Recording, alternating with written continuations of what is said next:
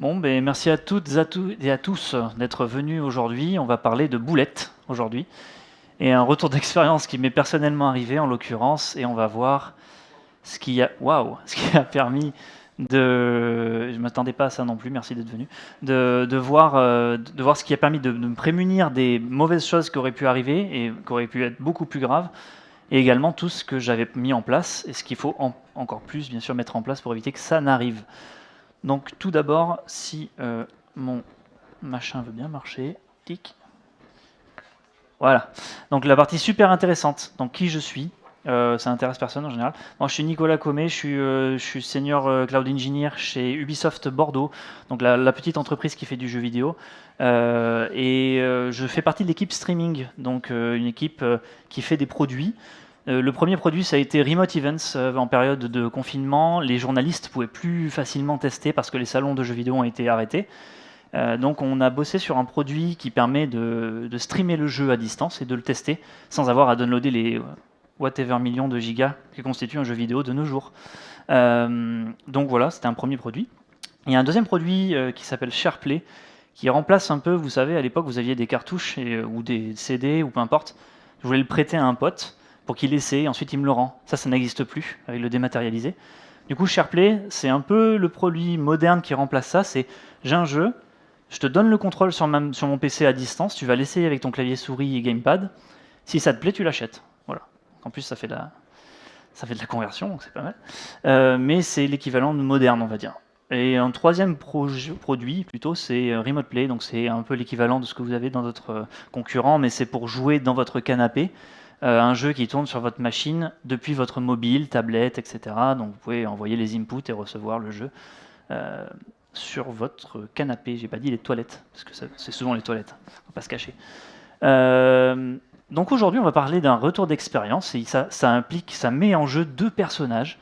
Piedruc, qui est Senior Cloud Engineer à World Company, et Big Bro 1984, qui est chef sécurité à World Company. Bon, vous l'aurez compris, en fait, c'est moi, en fait, et c'est l'IT de Ubisoft Montréal qui ont vécu ça. On va pas se cacher très très très longtemps. Donc l'histoire, vous vous mettez dans ma situation, c'est la veille d'un week-end de pont. Donc je suis super content, je veux aller je sais pas où, en famille. Il est 19h17, j'ai Teams encore allumé sur mon téléphone, ce qui est une mauvaise chose, ne faites pas ça. Bon, et puis je reçois un message de l'IT à Montréal, qui lui est dans sa time zone en train de faire la fête au travail. Non, il bosse en fait. Et il dit « Salut, je m'essaie, vu l'heure, au cas où tu prends ce message par hasard ce soir.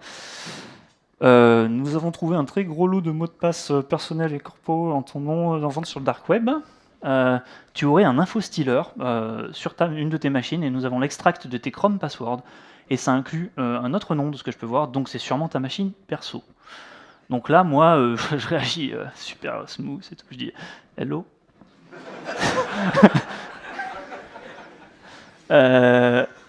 Et je dis après, je suis plus au taf, ça me rassure pas ça.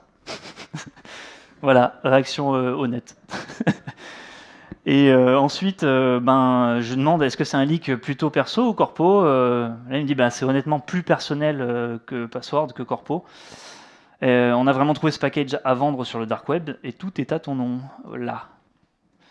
Donc je dis, il me dit plutôt, tu vas avoir du password reset à faire, mon cher petit smiley qui fait la tronche. Et là, boum, c'est ça dans ma tête. Jeu Watch Dogs pour info. You have been hacked. What? Ok, non, j'étais pas content au moment où ça s'est passé. Donc je dis, est-ce que je pourrais avoir accès aux données leakées pour voir l'étendue des dégâts, s'il te plaît? Et là, on me dit, oui, je vais valider ton identité, parce que chez Ubisoft, il faut valider que c'est bien moi qui lui parle, et pas le hacker. Donc là, il y a un process qui est en place, que je représente par ces 3 petits points, que je ne vais pas divulguer, qui m'a permis de récupérer ce petit fichier. Voilà, password1.txt. Bon, ça paraît anodin, hein, mais quand je l'ai ouvert, j'étais moins content. Il y avait 450 noms de domaine, avec les mots de passe associés en clair. Il y avait 2 comptes pro, mon AD qui était répété plein de fois, comme vous en doutez, et le reste c'était perso. Voilà. Donc là, j'ai dans le panique, quoi. Voilà. Je dis dans le panique, ça commence un peu à. Et puis je dis panique, hein, voilà, et clairement, Au bout d'un moment, il n'y a plus le choix, hein, il faut paniquer. Donc j'ai dit, voilà, ce qu'on a reçu sur toi, c'est assez mauvais, hein, il y a des malwares, infostealers qui circulent, nanana, tu n'es pas le seul, ouais, ça me rassure. On reçoit d'autres cas. Là, la question, c'est qu'est-ce que vous faites? Ben, moi j'ai pleuré, je me suis roulé en boule par terre, en PLS. Et après, j'ai dit, bon, allez, il faut faire quelque chose vite.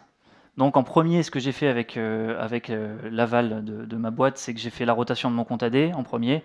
Même s'il y a du MFA, on en parlera tout à l'heure, ce que c'est, mais j'ai fait la rotation de mon compte AD et surtout du service account, il y en avait un seul qui avait leaké, donc lui il a été rotaté immédiatement et ça a été résolu pour Ubisoft. Maintenant, il me reste le taf, mon taf perso. Donc j'ai dit, je vais faire beaucoup de choses. Déjà, changer tous mes mots de passe, arrêter Chrome Vault, donc le password manager, parce que visiblement il y avait un problème de ce côté-là, et ensuite migrer vers un autre password manager. Bon, ensuite c'est la course, parce que là j'ai un petit bébé chez moi à la maison. On est la veille d'un week-end de pont, je rappelle, donc il faut que je dise à ma conjointe, c'est grave. Et là, bon, forcément, le conjoint ou la conjointe ne comprend pas forcément tout de suite. Il faut expliquer, il faut dire pourquoi c'est grave, ce que ça va impliquer. Pour moi, ça a pris 12 heures de changement de mot de passe, de rotation consécutive. J'ai dormi entre-temps. J'ai dormi, je me suis réveillé un peu tôt le matin pour continuer. Et surtout, c'est des prises de tête. Donc clairement, là, j'étais à peu près comme ça pendant toute la durée des 12 heures, en disant j'ai pas encore d'accès sur mes comptes, j'ai vu aucune notification, je continue. Les plus importants, c'est quoi? Je fais un tri, etc. Enfin bon, voilà. C'était ça. Comment on s'en est aperçu? Comment je m'en suis aperçu? J'ai eu énormément de chance. Il y a un partenaire d'Ubisoft qui est anonyme, enfin que j'anonymise, qui nous a averti et qui a alerté la CTI team d'Ubisoft, donc c'est la Cyber Threat Intelligence Team, à Ubisoft avec l'accent dégueulasse. Voilà. Du coup, les gestes qui sauvent. Comment j'ai pu éviter le drame et un truc beaucoup plus grave en fait. Déjà, j'avais des mots de passe, ils étaient uniques et forts grâce au Chrome Password Manager, qui est bof, on verra. J'avais des phrases de passe fortes pour le MFA, justement le multifactor authentification. On verra ce que c'est qu'une phrase de passe, parce qu'on entend mot de passe, mais il faut penser phrase de passe, on verra. Et j'ai un gestionnaire de mots de passe. Certes, il n'a pas l'air top, mais j'avais un gestionnaire de mots de passe. Pour comprendre ce que c'est qu'un mot de passe fort, il faut revenir aux bases. Qu'est-ce que c'est que le hashage, le hashing en anglais, ou les hashes en fait. Tout est central autour de ça. Le hachage, on va faire un peu de maths, désolé. Fermez les yeux pour ceux qui n'aiment pas ça. Moi, j'étais incapable de sortir ça, c'est Wikipédia qui m'a aidé. Le hachage, c'est une fonction mathématique, informatique, peu importe, qui a une taille x de variable en entrée, donne une taille constante en sortie, tout le temps. C'est-à-dire que c'est une taille qui est fixe et connue. Déjà, c'est première caractéristique d'une fonction de hachage. Elle ne peut pas être inversée, sinon ça ne sert à rien, une fonction qui peut être inversée. C'est-à-dire que connaissant f de x, je ne peux pas déterminer le x qui a été en entrée de cette fonction. Ou alors c'est très difficile, on verra pourquoi et comment. C'est facile à calculer, relativement facile, parce qu'il faut que ça ne prenne pas non plus du CPU et des heures de complexité à calculer. Donc là on voit, c'est un exemple, c'est MD5. On met une entrée qui peut avoir une taille aléatoire, arbitraire, et ça donne toujours la même taille en sortie. Le digest que vous voyez, c'est du MD5. Donc moi j'aime bien cette image, le H, il faut penser empreinte numérique. Ça veut dire que un H est une représentation simplifiée, ou on va dire unique, entre gros guillemets, normalement, d'une image. Voilà, en l'occurrence c'est une image, ça peut être un mot de passe, un message à chiffrer, n'importe quoi. Mais c'est une représentation unique, une empreinte numérique d'autre chose qui est numérique. Ça, voilà. Comment ça marche concrètement dans la vie de tous les jours? Quand vous vous inscrivez sur un site web, donc là c'est jeanneige@winterfall.com, très francisé, qui a un mot de passe qui est you know nothing. N'utilisez pas ce mot de passe, il ne faut pas l'utiliser, c'est moche. Et il y a une fonction de hachage au milieu qui est côté site. Et en fait, ce qui se passe, c'est que le site ne stockera jamais votre mot de passe. Si vous connaissez des sites web qui stockent vos mots de passe en clair dans une base de données, vous les dénoncez à la police de la sécurité, et surtout vous brûlez les data centers direct. Donc en gros, on ne stocke pas. Donc le site ashesofthrones.org ne stockera jamais le mot de passe, il stocke le hash du mot de passe.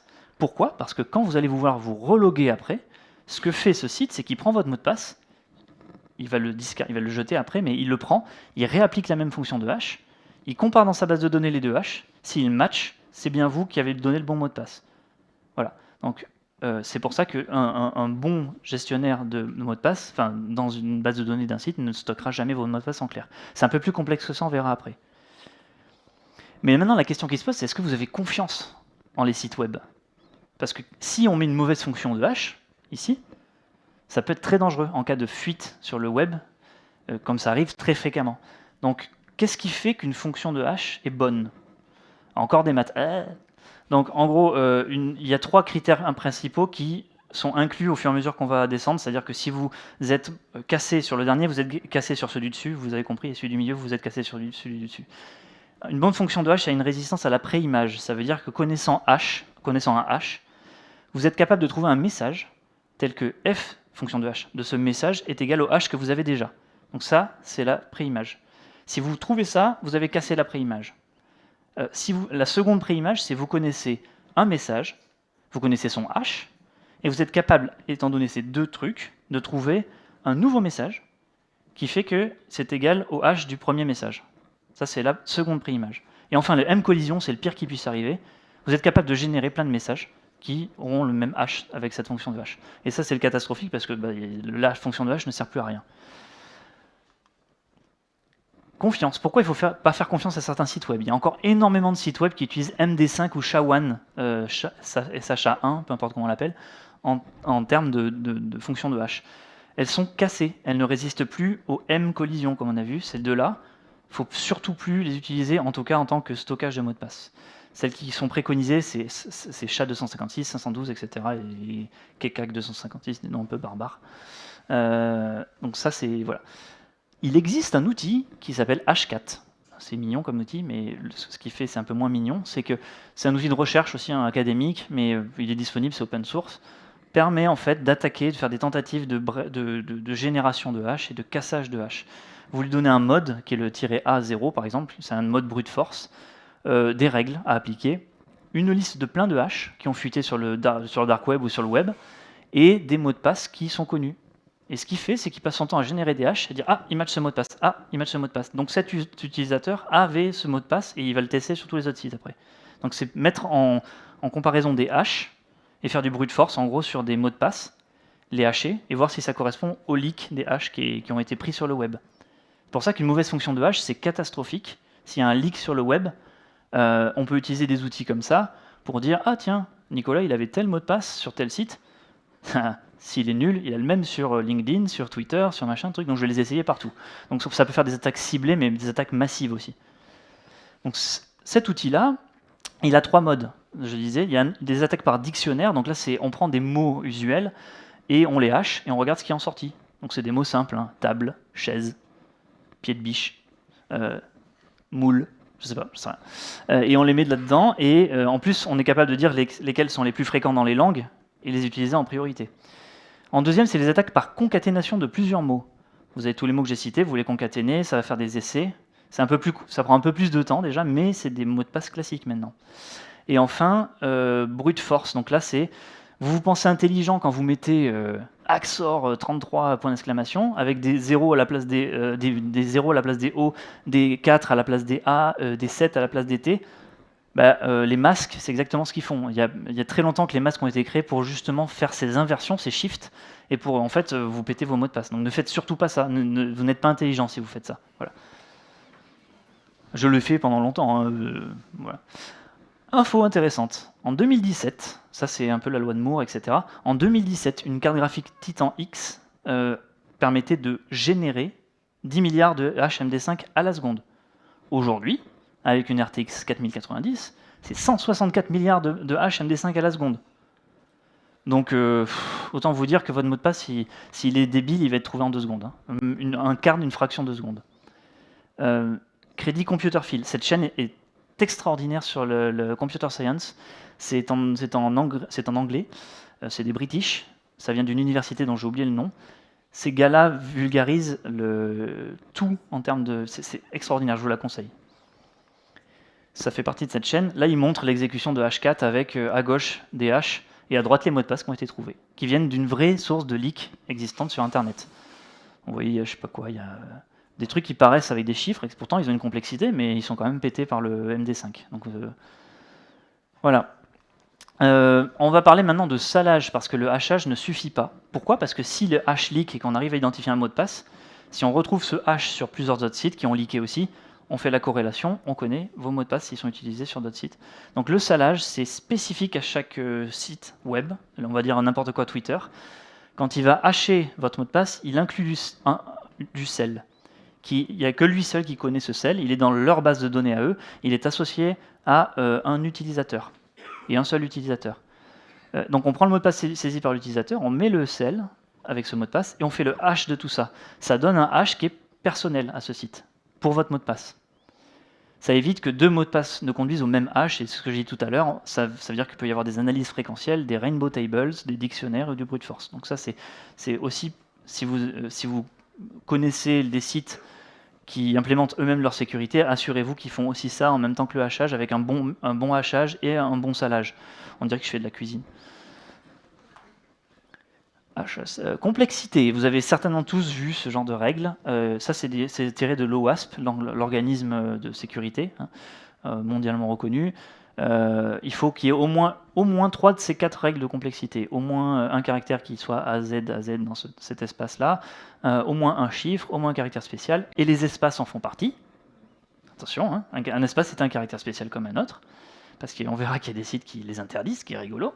10 à 128 caractères, donc bon, on estime que maintenant 10 c'est bien. Voilà.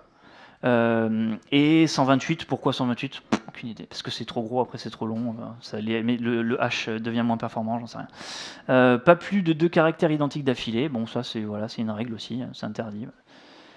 Mais ça c'est des bonnes règles, ça, parce qu'en fait on essaie justement de vous... Mais c'est pas forcément très pédagogue, parce que ça veut pas, on verra plus tard, ça veut pas dire que vous allez avoir les bons réflexes avec ces règles. C'est dommage, parce qu'on a été habitué à ça pendant des années, et en fait on fait que ça, et on se dit ouais j'ai écrit Axor du 43 point d'exclamation H, et c'est bon, j'ai dièse, je respecte tout ça, mon password est sûr. Non, ça veut pas dire qu'il est sûr.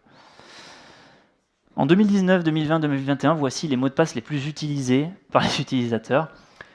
1, 2, 3, 4, 5, 1, 3, 4, 5, 6, parce qu'on est passé à 8 caractères. Enfin, à 6, pardon.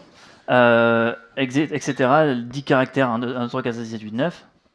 Enfin 9. Et ensuite, voilà, etc. QWERTY, password, des trucs très originaux. QWERTY 1, 2, 3, 0, 0, 0, 0, 0.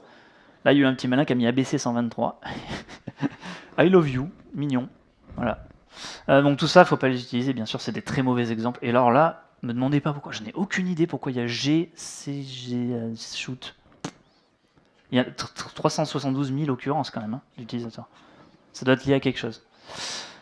Restez vigilants sur les sites web. Des smells sur un site web, c'est si vous voyez un site qui vous dit pas plus de 10 caractères, caractères interdits, c'est non. C'est OK. Non, je ne crée pas d'utilisateur sur ce site, je brûle le data center. Voilà. Ou alors j'alerte l'autorité compétente, voilà, tout ce que vous voulez. Il y a un site qui existe, en cherchant, j'ai trouvé un truc qui s'appelle dumbpasswordrules.com, et j'ai trouvé dedans cette règle de mot de passe. Il demande au moins 8 caractères, pas plus de 20 déjà. Pourquoi pas plus de 20, c'est bizarre. Bon, au moins une majuscule, au moins un nombre, pas d'espace, wow, big warning, pas de caractères répétés plus de 2 fois, on l'a vu, ça c'est vrai par contre. Bon, ne peut pas inclure votre prénom, votre nom ou votre nom d'utilisateur, pourquoi pas, oui. Oui, c'est important de ne pas le faire. Mais vous ne pouvez utiliser que ces caractères spéciaux. Underscore et commercial, dièse et arrobase. Donc en gros, un hacker qui voit ça, c'est du pain béni. Il dit bah, mon moteur de règles, bim, je mets ça dedans et je restreins énormément l'espace à tester. Et bon, c'est très mauvais, il ne faut pas faire ça. Et là, c'est la partie, s'il y a une partie que vous devez retenir de cette conférence, c'est que la complexité n'est pas égale à l'entropie d'un mot de passe. Et ça, l'entropie d'un mot de passe, on va voir ce que c'est. J'aime bien ce XKCD, vous l'avez peut-être déjà vu ou pas. Troubadour et Commercial 3 en haut, et en bas c'est Correct Horse Battery Staple. Et en fait, en haut, on vous dit qu'il y a 28 bits d'entropie, et en bas, on vous dit qu'il y a 44 bits d'entropie. Et si on fixe 1000 essais par seconde pour ces deux mots de passe, le premier, il faut 3 jours, le deuxième, il faut 550 ans à trouver. Donc, vous voyez, l'idée qu'un humain a du mal à retenir un mot de passe veut dire qu'il est difficile est complètement fausse. Et c'est un biais qu'on a, nous tous, depuis le début. C'est faux. C'est pas parce qu'un mot de passe est difficile à se rappeler qu'il est difficile à casser par une machine. On voit que c'est complètement faux. Ça, en dessous, c'est très facile. Si on se fait une histoire dans la tête, j'ai un cheval qui met une épingle sur une batterie, qui met une agrafe sur une batterie de manière correcte. Je peux faire une petite histoire associée. Bon, si vous voulez vraiment l'améliorer, ce mot de passe, parce que là, si vous faites des attaques par combinaison, qu'on a vu tout à l'heure, il n'est pas très robuste. Il est plus robuste que celui du dessus, mais il n'est pas très robuste. Si vous voulez vraiment péter tout le truc, vous rajoutez un espace ou un point d'exclamation au milieu d'un mot, là, et vous êtes sûr qu'il ne sera jamais craqué, votre mot de passe. Jamais, jamais, jamais. Un seul point d'exclamation, n'importe où. Ça, bon, voilà. Utilisez pas celui-là, bien sûr, maintenant, hein, vous l'avez vu. Bon, évidemment, le principe du mot de passe, c'est qu'il ne faut pas le dire. Hein, voilà. Voilà, donc ça c'est intéressant, mais il y a quand même des gens qui disent que celui-là il n'est pas tout à fait encore bon parce que les 44 bits d'entropie, pour information, c'est qu'on compte en puissance de 2. Le premier, c'est un mot tiré d'un dictionnaire qui comporte 2 puissance 11 mots, c'est ce que ça veut dire. Donc 2 puissance 11 fois 2 puissance 11 fois 2, c'est la façon de choisir 4 mots dans ce dictionnaire-là, et ça vous donnera 44 bits d'entropie. Donc 2 puissance 44, etc. Ça vous donne l'entropie, donc l'espace qu'il faudrait tester pour arriver à trouver votre mot de passe. C'est ça l'entropie en fait. L'espace en termes de volume, d'itération on va dire. La surface d'attaque c'est très important, on va le répéter mais souvent voilà, il faut le redire. Ne jamais réutiliser un mot de passe ou une variation de ce mot de passe. Genre LinkedIn I love you, Facebook I love you, Twitter I love you. Non, on n'aime pas Twitter. Merci Elon. Voilà. Et il y a un truc qui est rigolo, c'est bon, enfin rigolo non, vous le connaissez peut-être ce site, c'est haveibeenpwned.com. Vous mettez votre email, j'ai mis jeanneige@gmail.com et vous voyez qu'il a été pété dans 10 heures. C'est vrai, hein, pour le coup, il y a vraiment quelqu'un qui s'appelle jeanneige@gmail.com, désolé s'il nous regarde, mais lui il a été pété dans 10 heures et dans d'autres, dans LinkedIn je crois, enfin c'est des vieilles failles, 2020, là c'est 2022 10 heures, c'est assez récent. Voilà, donc ça, c'est des hashes qui ont été exposés et il y avait ce user à côté du hash. Donc, vous pouvez le savoir, faites les rotations des sites sur lesquels vous avez été détecté, c'est important. On va parler maintenant de gestionnaire de mots de passe. Pour choisir un bon gestionnaire de mots de passe, il faut absolument qu'il soit zero knowledge. Ça veut dire que le déchiffrement de vos mots de passe, parce qu'ils sont chiffrés hein, chez eux, se fait sur votre machine en local, sur votre téléphone en local, sur votre PC en local, mais surtout pas dans leur machine là-bas. Il faut que ce soit fait chez vous en fait. Il faut qu'il y ait un algo de chiffrement robuste. Moi en l'occurrence là je crois que c'est celui de l'ASPAS, c'est PBKDF2 à 60 000 itérations. Ça fait beaucoup. C'est ce qu'ils recommandent maintenant. D'ailleurs, ils ont migré tous les users vers 60 000 itérations maintenant pour éviter les. Bon, ils ont été leakés, l'ASPAS. Mais a priori, de tout ce que j'ai lu, c'est que pour l'instant, il n'y a que les coffres qui ont été leakés de prod, hein, mais ils ne sont pas en clair. Donc ça veut dire que vous êtes quand même safe si vous aviez des itérations à 600 000, enfin 600 000 fois.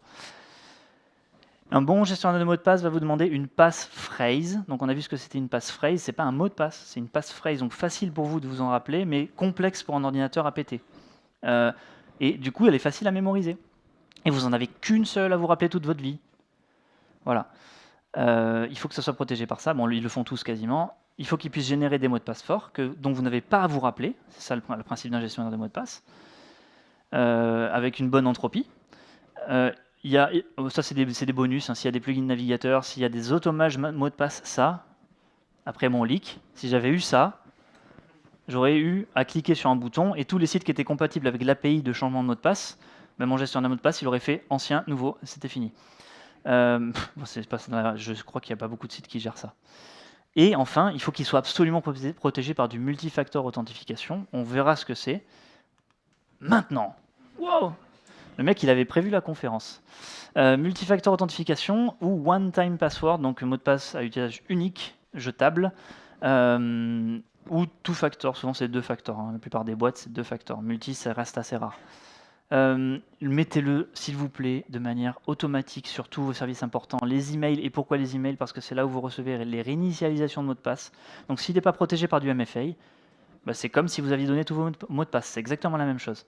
Votre travail et les banques. Bon, souvent les banques, si votre travail n'a pas de MFA, il faudrait qu'il travaille dessus, je pense. Et si votre banque, la banque en général, c'est plutôt vous savez, vous cliquez sur des chiffres, c'est pas vraiment des mots de passe. Donc là déjà, il y a un travail de mémorisation. Vous pouvez pas le sauvegarder dans votre gestionnaire de mots de passe. C'est un peu plus sûr. Surtout, MFA, utilisez l'app smartphone. Jamais le SMS pour envoyer les one-time passwords. Pourquoi?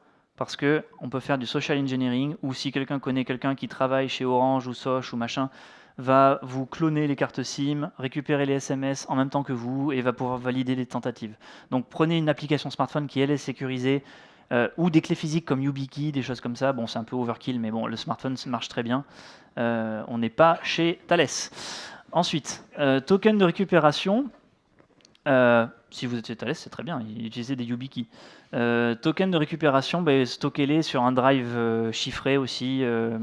Les mettez pas, les imprimez pas et les laissez pas sur votre bureau, par exemple. C'est une mauvaise idée, ça.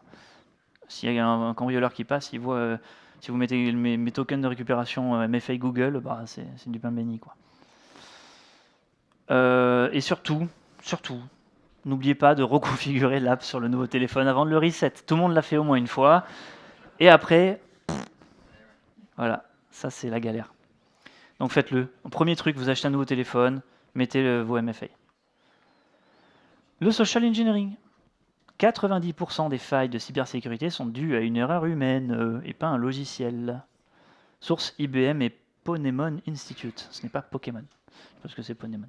Bon, en gros, oui, vous aurez beau lutter tout ce que vous voulez pour des softs dans vos entreprises, etc. S'il y a un gars comme moi qui fait n'importe quoi, ça suffit pour faire leaker des mots de passe. La fatigue de sécurité, c'est un truc réel. Trop de rituels de sécurité nuisent à la sécurité. Uber s'est fait MFA bomber en septembre 2022 et ça a donné lieu à des employés qui faisaient encore du MFA, accepter. Du coup, il y a des gars qui sont rentrés dans le système de Uber et on se rappelle ce qui s'est passé. Ils ont eu accès à l'infra et tout. Donc, trop de règles de mot de passe, ça implique que 65% des utilisateurs réutilisent le même mot de passe, selon un Google Survey. Ça, c'est très mauvais. Et il ne faut pas mettre des règles trop... Il faut passer par de la sensibilisation, pas des règles, en fait. Changement trop fréquent imposé, ça met en place des dark patterns. Vous faites des incréments, vous mettez mois et année, on l'a tous fait au début, machin, voilà. Donc, ne faites pas de rotation de mot de passe, mais mettez du MFA.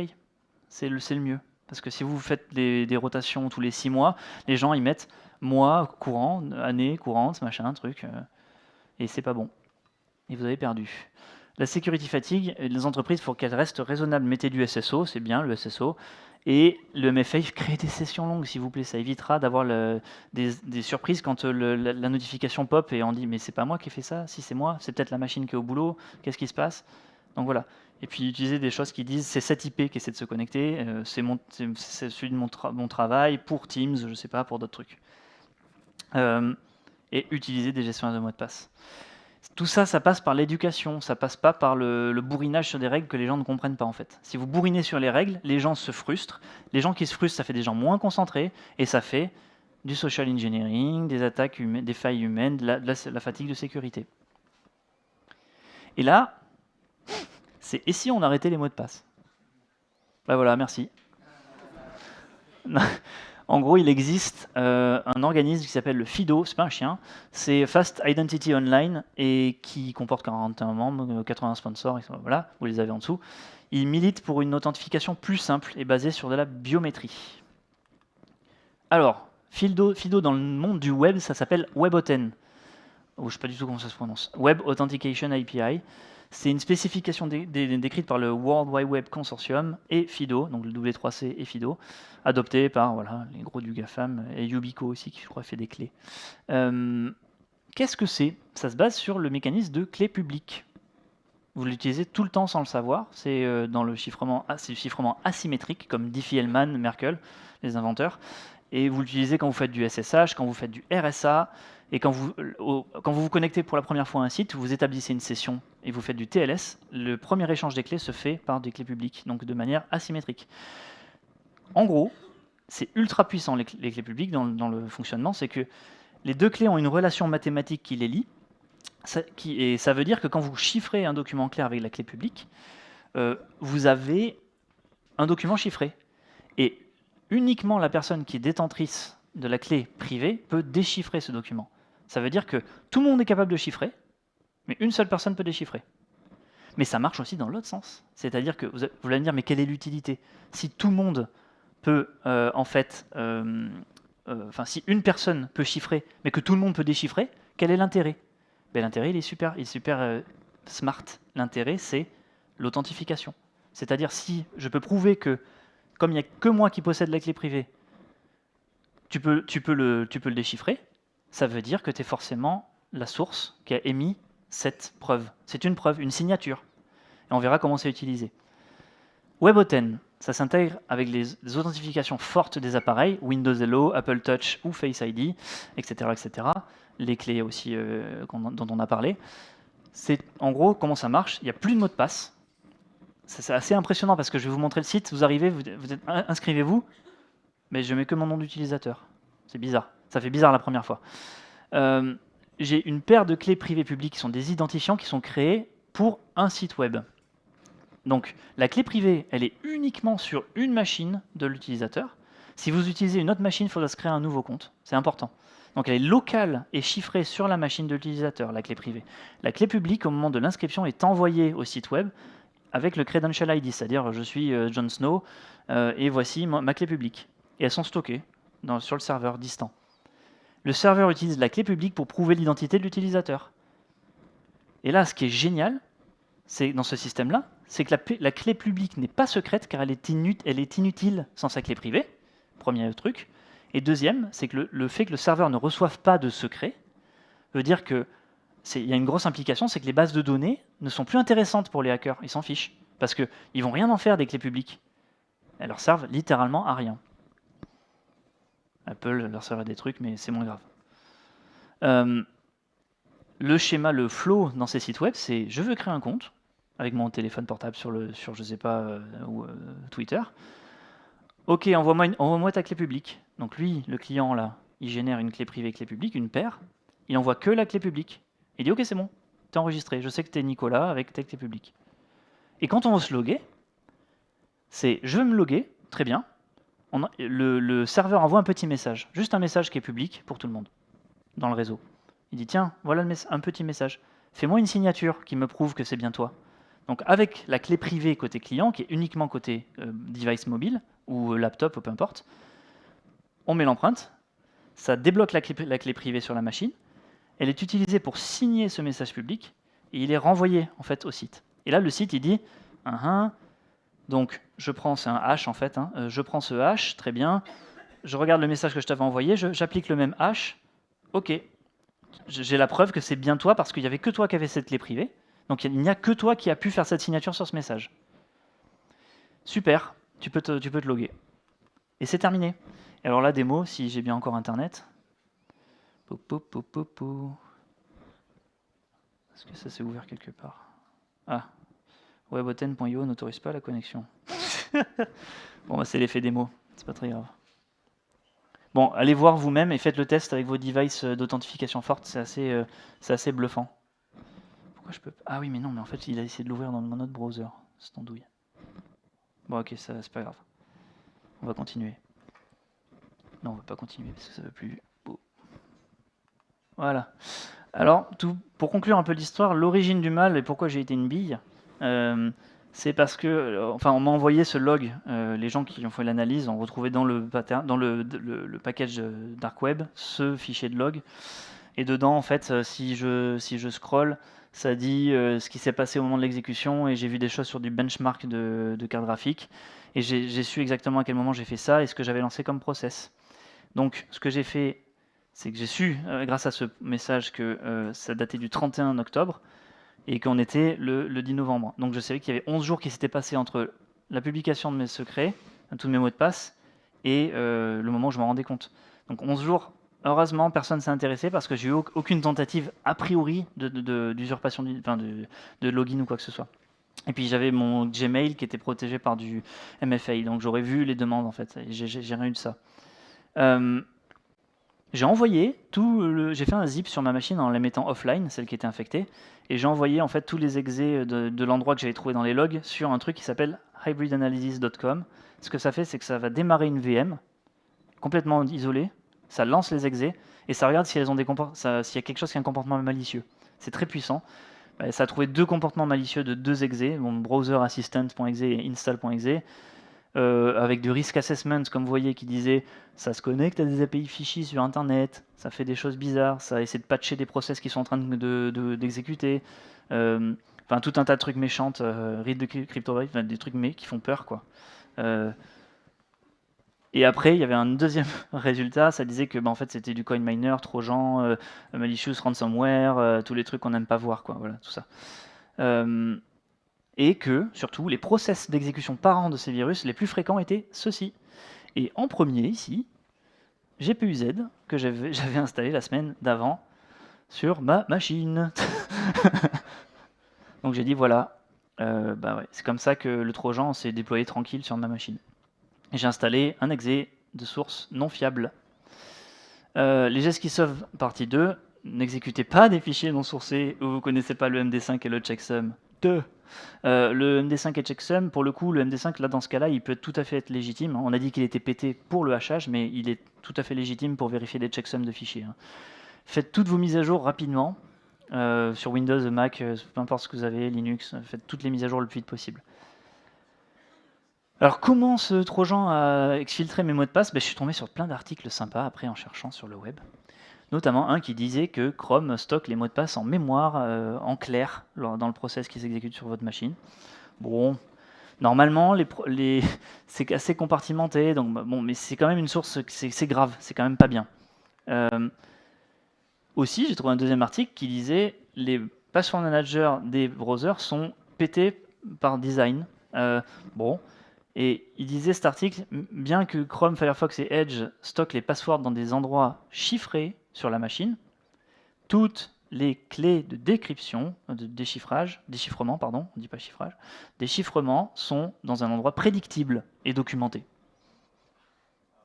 C'est comme si vous partez en vacances, prenez les clés de la maison, vous dites, je les mets devant là, sur le palier. Allez, bonnes vacances, hein, les voisins, je pars, ouais, super. Voilà, donc c'est exactement pareil. Donc, je remercie énormément déjà l'IT d'Ubisoft et le partenaire secret d'avoir... Le partenaire secret a acheté le bundle sur le dark web et l'a donné à Ubisoft. Voilà. Donc c'était vraiment un bon... Enfin, c'était vraiment en termes de collaboration, c'était vraiment sympa. Voilà, je les remercie beaucoup. Sans ça, j'aurais jamais été au courant que mes mots de passe étaient sur le dark web. Donc j'aurais commencé à avoir peut-être un jour des choses qui me disaient tiens, tu as une tentative de connexion sur ton Gmail. Ok, d'accord. Tiens, je sais pas, on a accédé à 1, 2, 3 fleurs et on t'a envoyé un bouquet. C'est pas moi qui ai fait ça. Et puis c'est ma carte bleue dessus. Enfin, vous voyez l'étendue du problème. Si vous avez envie de revoir ces slides, n'hésitez pas, il y a ce QR code. Vous avez tous les liens qui sont cliquables. Je parlais des chaînes, computer file, tout ce qui est les sources, tout est cliquable. En fait, mes slides, c'est des pages web, donc vous pouvez cliquer dessus. Donc prenez-le en photo, voilà. Et je vais peut-être le mot final, c'est que moi, suite à ça, j'ai tout migré sur LastPass, qui après s'est fait hacker. Moi, je suis un peu le grand blond avec une chaussure noire, vous voyez, je suis un peu Pierre Richard, moi. Donc ne faites pas ce que je fais. Voilà. Mais bon, après, les mots de passe sont sécurisés. Comme j'étais un utilisateur récent de LastPass, normalement, mes mots de passe sont bien protégés. Bon, et en plus, je paye, donc ça m'embête de passer vers un autre truc. Il y en a plein, Bitwarden, etc., etc., vous les connaissez. Voilà, et bien j'espère que vous avez, comme moi, en faisant ce talk, appris des choses. Et puis, si vous avez des questions, n'hésitez pas. C'est maintenant, il nous reste 5 minutes. Non, 38 sur 45. Ah oui, j'ai fini un peu en avance. Voilà. Oui. La CTI chez Ubisoft, c'est quelque chose de courant, c'est un POC qui a permis juste de remonter ça à ce moment-là. Le problème, c'est quelque chose qu'il y a au quotidien, et en fait, les employés sont tous plus ou moins surveillés sur le dark web, en tout cas la sécurité de l'entreprise via les utilisateurs, etc. sur le dark web. Il y a une surveillance sur le dark web de la CTI Ubisoft, mais là, en l'occurrence, c'est la cellule CTI de l'autre entreprise qui a trouvé le bundle et qui nous a avertis, en fait. Cette entreprise, elle travaille de manière quotidienne avec Ubisoft. Ouais, très fréquente. C'est un partenaire très, très étroit, en fait, que j'ai pas le droit de citer. Voilà. Moi. Ils savaient ce qu'il y avait dedans. Bah, ils ont vu nicolas.comé@ubisoft.com. Donc ils ont dit un employé Ubisoft, c'est critique, c'est un partenaire, on va leur envoyer. Oui, Tu as utilisé plusieurs fois le mot rotation. Est-ce que ça veut juste dire changer de mot de passe? oui, pardon. Ouais, c'est ça, une rotation, c'est ça, c'est ce qu'on appelle, oui, c'est ça. En fait, on remplace l'ancien par un nouveau, c'est exactement ça. Aucune idée. Et je pense que j'ai pas demandé, mais je ne sais pas. Après, honnêtement, je suis pas le PDG, je suis pas, voilà, donc je pense pas que ça soit très cher, encore que j'en sais rien, j'en ai aucune idée, je peux pas dire. Hmm. Ouais. D'autres questions? Oui? C'était ma machine perso. Il n'y avait pas d'antivirus sur ma machine perso parce que j'avais pas eu le temps de la réinstaller. L'info c'est que je venais de réinstaller tous les browsers, etc. Bien sûr, parce qu'il y avait le mot de passe. Mais après, j'avais mis que les drivers de ma carte graphique et j'avais lancé plein de benchmarks pour voir si ma nouvelle carte graphique était mieux ou pas. Et c'est ça l'erreur. J'avais pas encore eu. Il y avait Windows Defender, mais qui n'a rien trouvé, je crois. Et j'aurais dû mettre peut-être quelque chose de plus robuste. Euh, je, je ne sais plus si on m'a demandé mon mot de passe admin lors de l'exécution de ce CPU-Z. C'est possible que je l'ai donné en fait lors de l'exécution en me disant bah oui c'est normal, il va regarder mon hardware, il va peut-être regarder quel est l'aspect, il va regarder les numéros de série, les identifiants de ma carte graphique. Tiens, le voilà. C'est ça. Mais après j'ai vu qu'il avait un comportement bizarre, c'est-à-dire qu'il s'est lancé. Mais le CPU s'emballait de ma machine, et il y avait des trucs bizarres, il se mettait réduit, il y avait des, enfin, là j'ai pas fait le lien tout de suite, mais après j'ai réalisé, j'ai fait oui, mais t'es débile en fait. Ouais. Oui, CPUZ, tu l'avais téléchargé sur un site style public ou sur d'autres trucs ou site officiel je sais plus. Je l'ai fait très vite. Le problème c'est que j'ai fait tout dans l'urgence. J'avais de la belle famille à la maison. J'ai voulu me dépêcher de finir de configurer le PC. La belle famille, toujours la belle famille. Je leur envoie un message. C'est ta faute. euh... Ouais, voilà. Donc, ce qu'il faut retenir, je pense, de cette conf, c'est utiliser un gestionnaire de mots de passe. Ne mémorisez pas tous les mots de passe. Mémorisez un seul mot de passe qui a une entropie forte. Alors, encore une fois, hein, mélangez les langues, c'est très bien, parce que des attaques par dictionnaire vont se concentrer sur une seule langue en général. Mélangez les langues. Mettez un petit caractère spécial. Utilisez 4 ou 5 mots collés. Peut-être 4, ça suffit. Il n'y a pas besoin d'un truc très complexe à retenir. Faites-vous une histoire dans la tête. Voilà. Et ça marche très bien. Et puis demandez à vos boîtes de mettre en place du MFA ou du two-factor. C'est important. Mais pas trop fréquent aussi. Ouais. Oui. Ouais.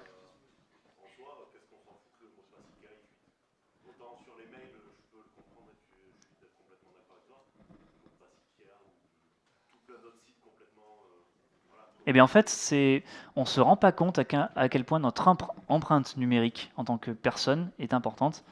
J'avais 450 sites enregistrés. Ça veut dire que potentiellement quelqu'un aurait pu avoir accès à mon adresse, mon numéro de téléphone, ma carte bleue, sur des sites qui les stockent de manière plus ou moins hasardeuse et qui les exposent après. Bon, il y en a peu, mais ça peut arriver. J'avais énormément de surface d'attaque là sur mes mots de passe. Ça aurait pu être un truc aussi, mais ça peut être utilisé pour faire d'autres choses parce qu'une fois, même si on récupère que le numéro de téléphone, on peut s'en servir pour faire du social engineering derrière. Enfin, il y a ou une adresse. On peut faire du chantage. Il y a plein de choses qui peuvent se passer derrière. Enfin, moi, j'ai réfléchi à tous ces trucs-là. Au moment où je parcourais tous les sites, ça a pris 12 heures. À chaque fois, je pestais contre sites. Il y a des sites qui permettent même pas de changer le mot de passe, quoi. Donc j'ai fait une requête RGPD en disant oublie-moi vite, quoi. Et il y en a eu un seul comme ça, je crois. Il y a des trucs ahurissants. Bon, il y a des sites qui ont changé de nom, mais qui ont gardé les mots de passe. Donc le nom de domaine a changé, mais par contre le mot de passe existe toujours. Et on se rend compte que on étale énormément notre vie numérique sur le web. C'est impressionnant à quel point. Moi, je pensais pas avoir 450 mots de passe en fait. J'en avais 450. C'est beaucoup. Ouais.